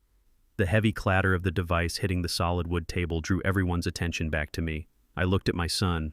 My heart ached for him, but I knew the only way to heal a deeply infected wound is to cut it completely open and expose it to the light. I told David that I knew he was absolutely exhausted. I told him he had been blaming himself for the missing money at his corporate logistics firm and carrying the heavy weight of a failing marriage on his own shoulders. I wanted him to hear exactly what the woman he loved thought about his fierce loyalty and his hard work. I pressed the play button on the small device and turned the volume all the way up so it would echo off the crystal chandeliers. The crisp, high-definition audio filled the private dining room. It was the exact recording I had captured when I dropped the microbug into Khloe's designer purse right after she paid off the fake doctor in my living room. Khloe's voice echoed through the restaurant crystal clear and completely undeniably hers. We all sat in absolute silence and listened to her laughing with Trent in the front seat of her luxury car. We heard her bragging about tricking me into a fake medical diagnosis. And then came the part that froze the blood in David's veins. Khloe enthusiastically explained her master plan to her secret lover. She detailed exactly how she had crept into David's home office in the dead of night and routed the stolen corporate funds from his work computer while he was asleep. She gloated about how the federal regulators would trace the IP address and arrest him by Friday morning. She explicitly stated that David would spend 20 years in a maximum security prison for embezzlement, giving her the perfect excuse to file for divorce and run off to the Bahamas with my stolen retirement money and his corporate funds. The recording ended with a sharp click. The silence that followed was heavier than a concrete vault. Khloe was weeping openly now, but they were tears of pure, selfish panic, not remorse. She knew her perfect life was entirely over. Trent took a slow step backward, realizing how deeply implicated he was on that federal tape. I watched my son's face. I watched a good, honest man completely break down. The exhaustion in his eyes was replaced by a profound, devastating grief that quickly hardened into pure, unadulterated rage. He looked at the woman he had promised to protect and cherish. He looked at the mother of his future children if they ever had any. He saw the absolute monster lurking beneath her expensive makeup and designer clothes. She was not just stealing his money. She was actively preparing to send him to a federal penitentiary to be locked in a cage for 2 decades just so she could fund a tropical vacation with another man. Something inside David finally snapped. The quiet, hard-working corporate executive completely vanished. With a guttural roar of pure agony, David lunged across the long mahogany table. He crashed through the expensive crystal glasses and the silver centerpieces, sending plates shattering loudly to the hardwood floor. He tackled Trent, slamming the taller man directly into the heavy oak doors. Trent choked and gasped as David's hands locked around his throat. They hit the floor in a violent tangle of limbs. David was screaming, demanding to know how they could do this to him after everything he had sacrificed. Richard and Patricia were shrieking in terror, backing away into the corner of the room, trying to escape the violence. I did not panic. I stood up slowly from my velvet chair. I walked over to where my son was pinning Trent to the floor. I reached down and placed a firm, heavy hand on David's shoulder. My grip was absolute. I spoke with the calm, undeniable authority of a father who has completely taken control of the battlefield. Do not dirty your hands with this absolute trash, son. I told him, my voice steady and deeply grounding. Do not throw your life away for a man who is not even worth the dirt on your boots. David looked up at me, his eyes wide and wild with betrayed fury. His hands were trembling violently around Trent's neck. I squeezed his shoulder tighter, pulling him slightly back. Let him breathe, David, I commanded. I told him to stand up and fix his tie. I reminded him that he was a Jackson, and Jacksons do not lose their composure over common criminals. I told him that everything was already perfectly arranged, and that he did not need to break a single sweat to destroy them because I had already built the cage. David breathed heavily, his chest heaving as he stared down at the pathetic, gasping man beneath him. Slowly, the primal rage faded from his eyes, leaving behind a cold, hardened resolve. He released his tight grip and stood up, brushing the dust off his suit jacket. Trent scrambled backward, coughing violently and clutching his bruised throat. He crawled on his hands and knees, trying to put as much distance between himself and my son as possible. David walked back to my side, standing tall and finally seeing the entire room with absolute clarity. With the physical violence diffused, Richard and Patricia realized they were losing the only leverage they had. They immediately shifted into defensive aggression. Richard puffed out his chest, pointing a shaking, manicured finger at the digital audio recorder sitting on the table. He started screaming that the audio recording was completely illegal. He yelled that I had violated his daughter's privacy and that any court in the country would throw out a secret wiretap. Patricia joined in, shrieking that I was a manipulative monster who had illegally spied on my own family. She yelled that they were going to call the police and have me arrested for illegal surveillance and have David arrested for assault. They were desperately trying to build a legal shield around their corrupted daughter, using their wealthy privilege to intimidate me. I let them scream. I let them exhaust their pathetic outrage. When they finally ran out of breath and stood there panting in the ruined dining room, I slowly turned my head and looked at both of them. I smiled. It was not a warm smile. It was the terrifying smile of a seasoned federal predator who had just locked the cage door from the outside. "You are talking about privacy laws, Richard," I asked, my voice dropping to a chilling conversational whisper. "You are standing in a room full of federal evidence, and you are lecturing a former IRS forensic investigator about the admissibility of an audio recording.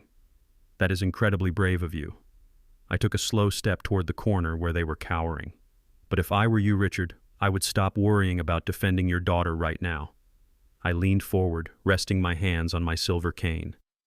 "Because quite frankly, you and your wife should really be worrying about yourselves." Richard stared at me, his face flushing with a mix of indignation and uncertainty. He tried to maintain his posture of superiority, but the foundation of his arrogance was visibly crumbling. He told me I was out of my mind. He declared that he and his wife had absolutely nothing to do with Khloe's domestic disputes or her financial decisions. He arrogantly stated that his family wealth was protected by teams of highly paid corporate lawyers, and that an old retired government employee could never touch him. He told me I was just trying to scare them with empty threats because I was bitter and old. I did not raise my voice to match his panic. I just looked at him with a deep, overwhelming sense of pity. It is truly remarkable how people who inherit wealth always believe they are untouchable.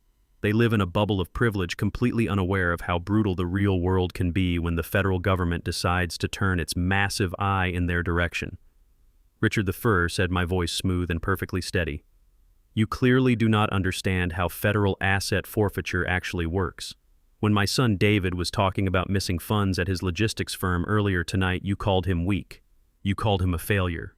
You said he lacked the killer instinct to provide for your daughter." I took a slow step forward, closing the distance between us. "The truth is, Richard, your daughter was the one with the killer instinct. She was siphoning hundreds of thousands of dollars from his company. But moving that much stolen cash quickly is a very complicated process. The shell company she set up with her lover, Trent Sunrise Ventures, was a new entity. It had no financial history. Banks put holds on massive wire transfers to new accounts. Khloe was getting impatient, and she was getting incredibly sloppy. Patricia's eyes darted back and forth between me and her husband. She clutched her expensive pearl necklace, her breathing becoming shallow and rapid. "What does any of this have to do with us?" she demanded, her voice shaking. "We live 3 states away. We have our own money." "You have your own money, Patricia," I agreed, nodding slowly. "But you see, Khloe needed a bridge. She needed an established bank account with a long history of high-value transactions to wash a portion of the stolen corporate funds before she could safely move them offshore. She needed an account that the federal regulators would not immediately flag as suspicious." I turned my attention back to Richard, who was now sweating profusely under the harsh crystal lights of the dining room. "2 weeks ago, Richard, your daughter wired $75,000 directly into your primary wealth management account," I said, watching his face completely drain of color. "I have the transaction logs right here in my forensic file. She routed the stolen corporate money right into the same account you used to pay your country club fees and fund your lavish lifestyle. I imagine she told you it was a gift, or perhaps a return on a previous investment, and because you are a greedy man who worships money, you took it without asking a single question." Richard opened his mouth, but no sound came out. He looked at Khloe, who was still cowering against the wall. She could not meet his eyes. She stared at the floor, confirming everything I was saying without speaking a single word. "You took stolen corporate funds," Richard continued, my voice rising slightly to fill the silent room. "You took money that was embezzled by your daughter and framed on my son, and in the eyes of the Internal Revenue Service Criminal Investigation Division and the Federal Bureau of Investigation, that makes your entire wealth management account a receptacle for illicit funds." I pointed a firm finger at his chest. "In forensic accounting, we call it commingling funds." The second that dirty $75,000 touched your clean money, your entire financial portfolio became a crime scene. Richard took a stumbling step backward, bumping into the wall. "No," he whispered, shaking his head frantically. "No, that is not possible. My lawyers will fix this. I will just return the $75,000. I did not know it was stolen." "You cannot return it, Richard," I said, delivering the absolute final blow, "because you no longer have access to it. When I filed the federal freeze order on the offshore accounts in the Bahamas this afternoon, I also provided the authorities with the routing numbers to your domestic wealth management accounts. Take out your phone, Richard," I commanded. "Open your premium banking application right now. Look at the money you love so much." Richard frantically dug into his tailored suit pants. His hands were shaking so violently he almost dropped his expensive smartphone on the hardwood floor. He typed in his password. Patricia crowded next to him, looking over his shoulder. I watched their faces as the screen loaded. I did not need to see the phone to know exactly what was displaying on it. I knew they were staring at a bright red screen. I knew they were reading a stark automated message informing them that their accounts had been frozen by a federal mandate and that they needed to contact the authorities immediately. Patricia let out a horrifying guttural scream. It was not a scream of sadness. It was the agonizing shriek of a woman who had just lost her entire identity. All of her millions, her properties, her investments, her social standing erased by a single block of federal code. They were completely and utterly broke. The illusion of their perfect, loyal family instantly evaporated. The arrogant, wealthy parents who had just spent the entire evening lecturing my son about loyalty and provision completely turned on their own flesh and blood. Richard shoved his phone into his pocket and lunged toward his daughter. He did not look at her with love. He looked at her like she was a parasite that had just destroyed his entire life. "You stupid, careless child," he roared, his face twisting in absolute disgust. "You ruined us. You brought a federal investigation into my house. You infected my accounts with your dirty amateur theft." "Dad, please," Khloe sobbed, raising her hands to protect her face. "I did not know they would trace it to you. I was just trying to hide the money temporarily. I was going to pay you back." Patricia stepped forward, pushing her husband aside and getting right in Khloe's face. Her maternal facade was entirely gone, replaced by pure venomous hatred. "Do not call him Dad," Patricia spat, her voice echoing with sheer malice. "You are no daughter of ours. We gave you everything. We bought you the best education, the best clothes, the best life, and you throw it all away for some cheap affair and a clumsy robbery. You dragged our family name through the mud, and you lost all of our money. You are completely on your own. Do not ever call us again." The hypocrisy was absolutely breathtaking. They were furious at her, not because she had betrayed her husband or tried to lock an innocent old man in a psychiatric ward. They were furious because she had accidentally cost them their wealth. They had taught her that money was the only thing that mattered in this world, and now they were abandoning her because she had lost theirs. Khloe stood completely alone. She looked at Trent, who was still cowering on the floor, nursing his bruised throat and refusing to make eye contact with her. She looked at David, who was standing tall next to me, his face a mask of cold, impenetrable stone. She looked at her parents, who had physically turned their backs on her. Her entire support system, her wealth, her lovers, her freedom, everything had been completely vaporized in less than 20 minutes. The perfect life she had so meticulously stolen was gone. She was backed into a corner with absolutely nothing left to lose. I watched the final string of her sanity completely snap. The smug, elegant daughter-in-law vanished entirely. Her eyes widened into a manic, terrifying glare. Her breath came in ragged gasps. She let out a sound that was not human. It was the feral, primal scream of a cornered predator realizing it is about to be put down. Khloe spun around and dropped to her knees next to the ruined dining table. Her manic eyes locked onto the scattered silverware resting among the broken crystal and spilled wine. Her hand shot out and her fingers closed tightly around the heavy silver handle of a serrated steak knife. She stood up so fast her chair went flying across the room. She raised the sharp serrated blade high above her head, gripping it with both hands. Her expensive beige dress was stained with wine and her perfectly styled hair was a wild, frantic mess. "You ruined my life, you bastard old man," she shrieked, her voice tearing through her own vocal cords. "I am going to kill you." With a terrifying roar, she lunged straight across the ruined room, sprinting directly at my chest with the knife raised to strike. Khloe was sprinting directly at my chest with the serrated steak knife raised high above her head. Her face was twisted into a mask of pure feral desperation. She had lost her money, she had lost her secret lover, she had lost her parents, and now she was losing her mind. I did not flinch. I did not take a single step backward.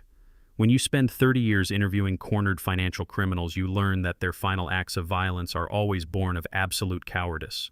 I braced my legs, prepared to grab her wrist and disarm her, but I never had to lift a single finger to defend myself. A dark blur moved aggressively across my peripheral vision. It was David. My son moved with a speed and a ferocity born of pure, unconditional protective instinct. He did not hesitate for a fraction of a second. He threw his entire body directly into the path of the swinging blade. He did not try to strike his wife. He simply placed himself like a solid concrete wall between the weapon and his father. The sharp, serrated edge of the heavy steak knife caught David across his left forearm. The blade tore viciously through the expensive fabric of his tailored suit jacket and sliced deep into his flesh. A sharp, sickening sound of tearing fabric and breaking skin echoed in the dead silence of the private dining room.